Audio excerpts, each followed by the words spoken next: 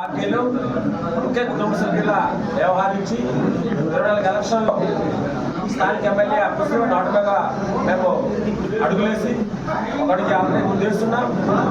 మనం గమనించాము. మరియు ఈ రాష్ట్ర ప్రభుత్వం చేసిన కనకారాల గురించి కొన్ని చెప్పాలి. కాస్త 5 సంవత్సరాల నుంచి జగన్మోహన్ రెడ్డి గారు ఎప్పటి నుంచి అనేది వైఎస్ఆర్ ప్రభుత్వం అనేది ఏర్పడిందో ఎన్నో విషయాల్ని పక్కన పెట్టి కేవలం సెల్ఫ్ లబ్ధిల గురించే వర్క్ చేస్తున్నారని కూడా మీ అందరినీ తెలియపరుస్తాం. కొన్ని విషయాల మీద ఆయన స్పెషల్ స్టేటస్ అనేది ఖచ్చితంగా ఈ రాష్ట్రంలోని తెప్పిస్తాము. దీనికి తగ్గట్టుగా మనకు ఒక 25 ఎంపీలు ఇవ్వమని ఆయన ప్రజల్ని కోరడం అనేది అందరూ గమనించాం. రాష్ట్ర ప్రజలందరూ కూడా వాళ్ళకి 22 ఎంపీలు మరియు 9 రాజ్యసభ సభ్యులు టోటల్ 31 పార్లమెంట్ మెంబర్లు ఉన్న ఈ స్పెషల్ స్టేటస్ అనే విషయం గురించి ఆయన ఎక్కడా కూడా తీయలేదు. మరియు అలాగే పోలవరం ప్రాజెక్ట్ వెనకపడిపోయింది. మరియు రోడ్స్ సాగునీరు తాగునీరు ప్రాజెక్టులు కూడా అందరూ కూడా వెనక పడిపోవడం అనేది మనం గమనించాం. ఆయన ఎలక్షన్కి వెళ్ళినప్పుడు 2019లోని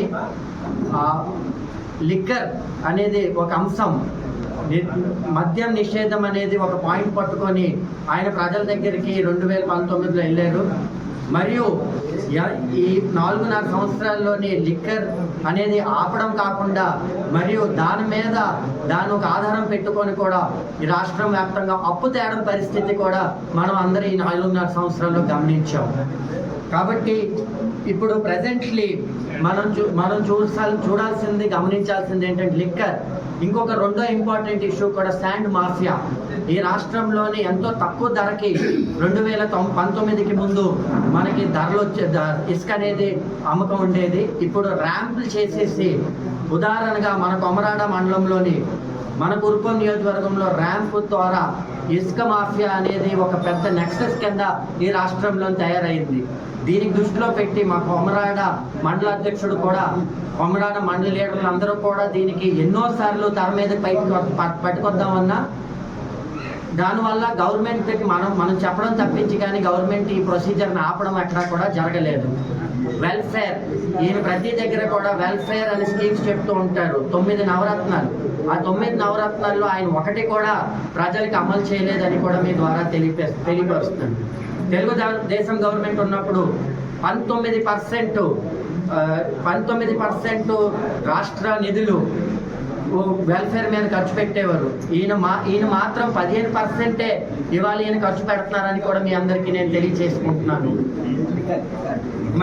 మరియు ఎస్సీ, ఎస్టీ, బీసీ సబ్ నిధుల గురించి కూడా మీకు చెప్పాల్సిన అవసరం ఎంతో ఉంది.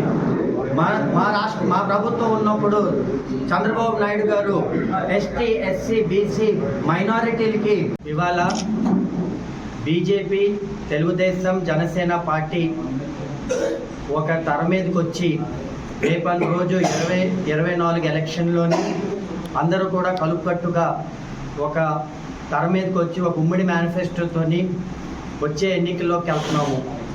మరియు మా పార్టీ ఆదేశాల మేరుగా ఇవాళ మేమందరూ కూడా చర్చించుకొని కురుపం నియోజకవర్గం నుంచి మరియు రాష్ట్ర వ్యాప్తంగా కూడా ప్రతి నియోజకవర్గంలో కూడా పార్టీ ఆదేశాల మేరుగా ఈ ప్రెస్ మీట్ చేస్తూ ఇక్కడ ఉండే వైఎస్ఆర్సీపీ పాలన మీద మేము కొన్ని విషయాలు పబ్లిక్కి తెలియజేద్దాం అనుకుంటున్నాము. ఇవాళ అది దృష్టిలో పెట్టుకొని ముందు మా అభ్యర్థి తోయిక జగదీశ్వరి గారు డీటెయిల్డ్గా కొన్ని విషయాలు మీకు అందరికి కూడా చెప్తారు. ఇప్పుడు చెప్పిన తర్వాత దాని కన్క్లూజన్ కూడా నేను ఇస్తానండి.